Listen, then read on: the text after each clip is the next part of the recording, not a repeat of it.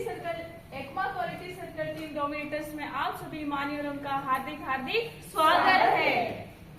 आइए आपको हमारी कंपनी के बारे में जानकारी देता हूँ। हमारी कंपनी का नाम ऑटोमोटिव लाइटिंग इंडिया है। इसमें हम हेडलैम्प और टेल लैम्प प्रोड्यूस करते हैं। इसके साथ हमारे कुछ वैल्यूएबल कस्टमर है जैसे कि टाटा मोटर्स, फिएट, VW और स्कोडा। और हमारी कंपनी कुछ बहुमूल्य सर्टिफिकेट से प्रमाणित है जैसे कि IIT 16949 और ISO 14001 से सर्टिफाइड है। आइए आपको हमारी टीम से परिचय कराती हूँ। मैं टीम लीडर ओमकार, मैं टीम मेंबर सोनिया, मैं श्रुति, मैं तेजल, मैं निशा। ये हमारा सेकेंड प्रोजेक्ट है जो कि हमने 3 मार्च 2025 को स्टार्ट किया और 30 अप्रैल 2025 को समाप्त किया। हमारी मीटिंग हर सोमवार को असेंबली लाइन पे होती थी। अरे इसी महीने की UFITS मीटिंग में वारंटी पार्ट का रजिस्ट्रेशन चल रहा है। अरे वही वारंटी के रिलेटेड इशू को हमने आइडेंटिफाई किया, उसको ABC कैटेगरी में डिवाइड किया।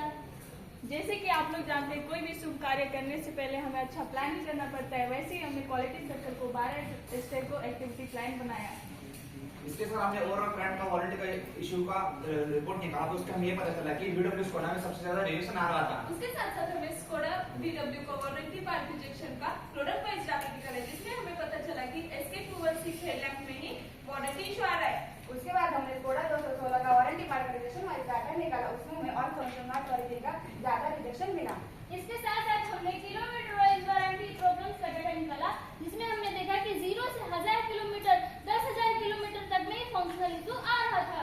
इससे हमारा प्रोजेक्ट स्टेटमेंट बनता है कि स्कोडा 216 हेडलैम्प में ऑल फंक्शन नॉट वर्किंग का ही वारंटी रिजेक्शन 12 नंबर हो रहा है उसे 0 करना है।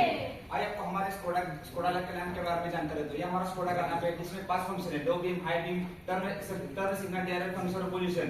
और आप देख सकते हो हमारे फंक्शन इशू जैसे कि पहले वीडियो में देख रहे हैं कि DRL फंक्शन वर्किंग नहीं कर रहा है, दूसरे वीडियो में है कि टर्न फंक्शन वर्किंग नहीं कर रहा है और तीसरे वीडियो में तो पूरा लैम्प ही वर्किंग नहीं कर रहा था। उसके बाद हमने स्कोडा हेडलैम्प का चाइल्ड पार्ट का स्वैप एनालिसिस किया जिसमें आप देख सकते हो कि हमने DRL PCB वायर हार्नेस को रिप्लेस किया लेकिन हमें उसमें कोई भी चेंज नहीं मिला। लेकिन हमने जब DLC 3.5 PCB को रिप्लेस किया तो उसमें हमें वेरिएशंस मिला। इसीलिए DLC 3.5 PCB का हमने एनालिसिस करने के लिए कुछ मल्टीमीटर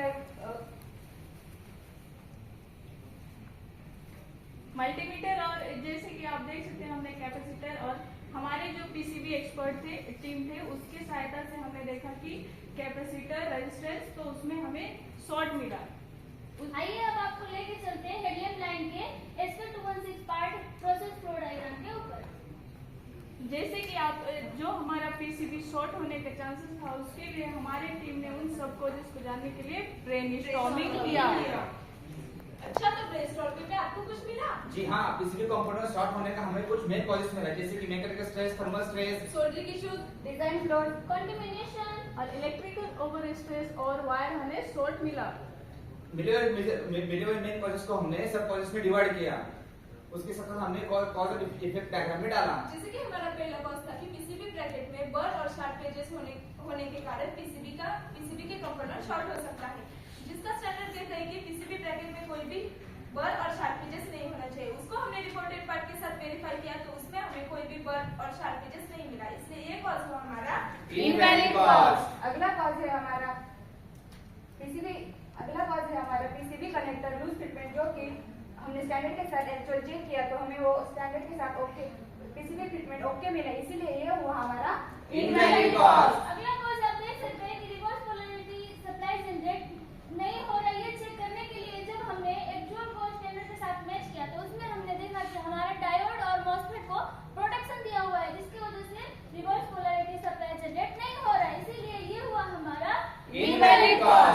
अगला कॉज हमारा कि PCB wire connector soldering short होने का चांसेस था। इसके लिए हमने जो एक्चुअल में जो पुल और पुश कनेक्टर था उसको हमने चेक किया तो उसमें मिनिमम 5 न्यूटन मीटर तक होना चाहिए जो एक्चुअल के साथ मैच हो रहा था, इसीलिए ये कॉज हुआ हमारा इनवैलिड कॉज। अगला हमारा कॉज है कि वायर हार्नेस शॉर्ट और पिंच नहीं होना चाहिए। हमने रिपोर्टेड पार्ट को लाइन पे जाके चेक किया, उसके साथ हमने लाइन के जो पार्ट चले थे उसको भी चेक किया तो हमें ये पता चला कि उसी पार्ट में कोई वायर पिंच नहीं भी और शॉर्ट भी नहीं है, इसलिए ये हुआ हमारा इनवैलिड कॉज।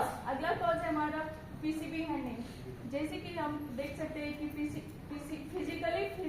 फिजिकली PCB में कोई भी इम्पैक्ट नहीं हो सकता है। उसको हमने स्टैंडर्ड के साथ चेक किया और एक्चुअल भी चेक किया तो उसमें उसमें हमें कोई भी पीसीबी शॉर्ट नहीं हो रहा था और फिजिकली भी इम्पैक्ट नहीं कर रहा था। उसको हमने लाइन पे जाके चेक किया तो फिर सिमुलेशन करने के बाद हमें पता चला कि फिजिकली उसमें भी इम्पैक्ट नहीं आ रहा था, इसीलिए ये कॉज हुआ हमारा इनवैलिड कॉज। अगला हमारा कॉज है कि पीसीबी के ऊपर कोई भी डस्ट या कंटामिनेशन नहीं होना चाहिए। हमने जाके चेक किया, रिपोर्टेड पार्ट को चेक किया तो हमें ये पता चला कि पीसीबी के ऊपर कोई भी डस्ट और मॉइस्चर नहीं है, इसकी वजह से ये हुआ हमारा इनवैलिड कॉज।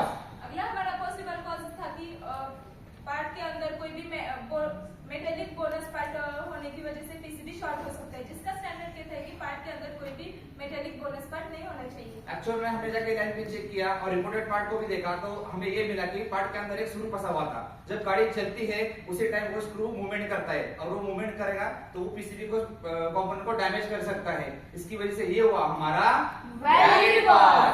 अगला कॉज है हमारा इलेक्ट्रोस्टैटिक डिस्चार्ज, जो कि स्टैंडर्ड में इलेक्ट्रोस्टैटिक चार्ज जनरेट नहीं होना चाहिए था। हमने पीसीबी इंस्पेक्शन एरिया में जाकर चेक किया तो वहां का ऑपरेटर यूएसडी इक्विपमेंट यूज कर रहा था। उसके साथ सरफेस रेजिस्टिविटी मीटर से फ्लोर भी चेक किया तो वो स्टैंडर्ड से मैच हुआ, इसीलिए ये हुआ हमारा इनवैलिड कॉज। अगला कॉज आप देख सकते हैं कि जब हम पीसीबी को कनेक्टर के साथ जब हम असेंबल करते हैं उस टाइम हमारा स्टैटिक चार्ज जनरेट हो सकता है, जिसकी वजह से हमारा जो पीसीबी का कंपोनेंट वो डैमेज हो सकता है। तो इसीलिए हमने जब स्टैंडर्ड के साथ एक्चुअल मैच करने के लिए लाइन के ऊपर गए, वहां पे हमने देखा कि हमारा जो भी एचडी का कंट्रोलर है वो पूरा अवेलेबल है, जैसे कि आप फोटो में देख सकते हैं। हमने सर्विस रेजिस्टिविटी से वापस मेजर किया, इसमें हमने हर पीसीबी स्टेशन पे आयनाइजर फैन लगाया हुआ है, जिसकी वजह से हमारा जो स्टैटिक चार्ज है वो जनरेट नहीं हो रहा है, इसीलिए ये हमारा स्टैंडर्ड के साथ मैच हो गया, इसीलिए ये हुआ हमारा इनवैलिड कॉज। अरे क्या ये वैलिड इनवैलिड लगा के रखा है? रुको जरा, सब्र करो, सब्र का फल मीठा होता है। आए हुए वैलिड कॉज का रूट कॉज तक जाने के लिए हमारी टीम ने वाई एनालिसिस किया। हमारा एकमात्र वैलिड कॉज था कि पार्ट के अंदर स्क्रू मिला। क्यों मिला? क्योंकि ऑपरेटर के हाथ से स्क्रू गिरा हुआ था। क्यों गिरा हुआ था? क्योंकि ऑपरेटर ने अनइंटेंशनली स्क्रू गिराया था लेकिन वो स्क्रू उठाया नहीं था। क्यों नहीं उठाया था? क्योंकि हमारे हाउसिंग के स्लॉट पे हाउसिंग में बहुत सारे स्लॉट है, जिसकी वजह से उसको स्क्रू दिखा नहीं था और हमारे पास ऐसा कोई सिस्टम भी नहीं है वो हम स्क्रू डिटेक्ट कर पाए। क्यों सिस्टम नहीं था? क्योंकि हमारे पीएफएम में ये फेलियर मोड कंसीडर नहीं किया था, इसकी वजह से ये हुआ हमारा रूट कॉज। मिले हुए रूट कॉज के एक्शन तक जाने के लिए हमने हमारी टीम के साथ ब्रेनस्टॉर्मिंग किया। अगला हमारा क्विक सॉल्यूशन है, जो कि ऑपरेटर पहले एक साथ 2-4 स्क्रू उठा रहा था, उसके बाद हमने स्टेशन पर फ्लो चेंबर मैकेनिज्म दिया, उससे एक समय में एक ही स्क्रू उठा पाएगा। दूसरा एक्शन में आप देख सकते हैं कि पहले हम अपने ऑपरेटर को ट्रेनिंग नहीं दिए थे, जिसकी वजह से वो टैपिंग और सेटिंग पार्ट को नहीं करता था, जिसकी वजह से जो भी हमारा पार्ट के अंदर स्क्रू या बोनस है वो आगे जा सकता है। इसीलिए हमने दूसरे आफ्टर में आप देख रहे हैं कि हमने ऑपरेटर को ट्रेनिंग दिया है, जिसकी वजह से वो टैपिंग और सेटिंग करेगा, जिससे हमें बोनस स्क्रू या कुछ भी आगे नहीं जा पाएगा। अगले एक्शन में आप देख सकते हैं कि पहले हम pencil type magnet with use कर रहे थे, जिसकी वजह से स्क्रू गिर रहा था पार्ट के अंदर। उसके लिए हमने एक्शन लिया कि पहले एक्शन लिया devolve inbuilt magnet with provide किया और अभी पार्ट के अंदर स्क्रू नहीं गिर रहा है। अगला हमारा एक्शन देखिए, लाइन के ऊपर चेंबर से पट्टे सारे वाइब्रेटर ऑप्शन था, वो पहले वो वाइब्रेटर 3 सेकंड 6 सेकंड ही होता था, इसकी वजह से वो स्क्रू डिटेक्ट नहीं कर पाता था। उसके लिए हमने उसका टाइमिंग इंक्रीज करके 20 सेकंड किया। अभी कोई भी बोनस पार्ट उसमें रहता है तो वो वाइब्रेटर डिटेक्ट करके वो स्क्रू नीचे गिरा देता है। अगले एक्शन में आप देख सकते हो कि हमने ऑटो स्क्रू फीडर इंप्लीमेंट किया लाइन पर, जिसकी वजह से ऑपरेटर एक टाइम पर सिर्फ एक ही स्क्रू उठा पा रहा है और जिसकी वजह से अभी स्क्रू फॉलन डाउन नहीं हो रहा है।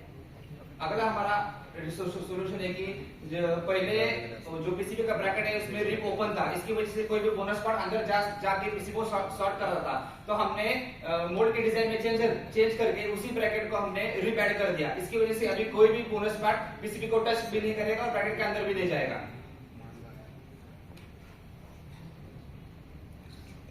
इसमें से हमें एक रेजिस्टेंस मिला और आप देख सकते हैं कि उसका हमने जो रिप था पीसीबी ब्रैकेट में उसके अंदर रिप ऐड किया और उसको हमने ईसीएन अप्रूवल भी करा लिया और एसक्यूबी और टूल रूम की सहायता से भी उसको इम्प्लीमेंट करने का निर्णय लिया।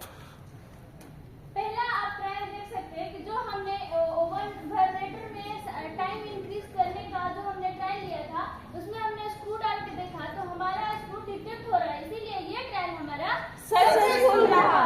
दूसरे एक्शन में आप देख सकते हो कि हमने ऑटो स्क्रू फीडर इम्प्लीमेंट किया, जिसकी वजह से स्क्रू फॉलो डाउन नहीं हो रहा है, इसलिए ये हुआ हमारा सक्सेसफुल अगर रहा। हमारा ट्रायल था कि हमने जो पीसीबी के ब्रैकेट के अंदर जो रिप हमने इंस्टॉल इम्प्लीमेंट किया था, उसी रिप को हमने पीसीबी इंसर्ट करके देखा तो उसमें कोई भी पीसीबी इंसर्ट होने के लिए कुछ भी दिक्कत नहीं आ रही थी और उसके साथ कोई भी एक्सेस फ्लैश भी नहीं आ रहा था, इसलिए ये ट्रायल हमारा सक्सेसफुल रहा।